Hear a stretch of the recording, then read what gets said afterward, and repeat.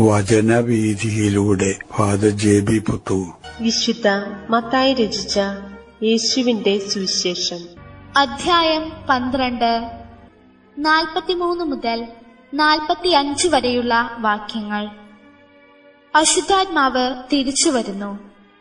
അശുദ്ധാത്മാവ് ഒരു മനുഷ്യനെ വിട്ടുപോകുമ്പോൾ അത് ആശ്വാസം തേടി വരണ്ട സ്ഥലങ്ങളിലൂടെ അലഞ്ഞു നടക്കുന്നു, എന്നാൽ കണ്ടെത്തുന്നില്ല.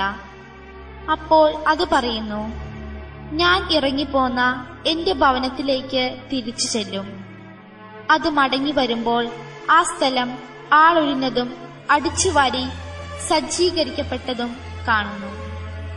അപ്പോൾ അത് പുറപ്പെട്ടു ചെന്ന് തന്നേക്കാൾ ദുഷ്ടരായ 7 ആത്മാക്കളെ കൂടി തന്നോടൊത്ത് കൊണ്ടുവരികയും അവിടെ പ്രവേശിച്ച് വാസമുറപ്പിക്കുകയും ചെയ്യുന്നു.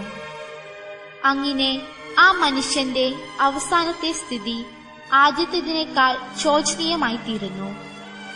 ഈ ദുഷിച്ച തലമുറയ്ക്കും ഇതുതന്നെയായിരിക്കും അനുഭവം. തിന്മയിൽ അകപ്പെടാനുള്ള മനുഷ്യന്റെ സാധ്യത.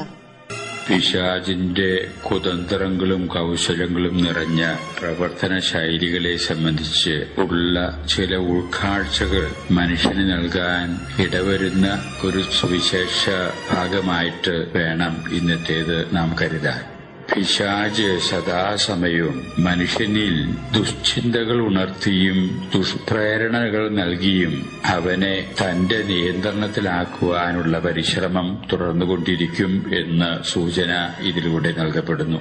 ദൈവിക പ്രേരണയുടെ അടിസ്ഥാനത്തിലും ദൈവിക പ്രേരണയോട് ഉള്ള നമ്മുടെ അനുഭാവപൂർണമായിട്ടുള്ള പ്രതികരണത്തിന്റെ ഫലമായി താൽക്കാലികമായിട്ട് ഈ പിശാചിന്റെ ദുഷ്പ്രേരണകളിൽ നിന്ന് മനുഷ്യൻ വിമുക്തനായി എന്ന് തോന്നിയാലും പിശാച് ഒരിക്കലും നഷ്ടധൈര്യനാകാതെ വീണ്ടും വീണ്ടും പുതിയ തന്ത്രങ്ങളുമായിട്ട് മനുഷ്യനെ സമീപിച്ചുകൊണ്ടിരിക്കും.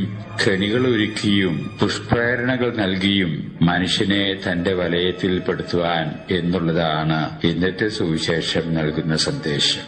അതുകൊണ്ട് മനുഷ്യൻ സദാ ജാഗരൂകത പാലിക്കണമെന്നും ദൈവത്തിലുള്ള ആശ്രയബോധത്തിൽ അവൻ വളരാൻ ബോധപൂർവം ശ്രമിക്കേണ്ടതാണ് എന്നുള്ളതാണ് ഇതിൽ നിന്ന് നാം ഗ്രഹിച്ചെടുക്കേണ്ട സത്യം.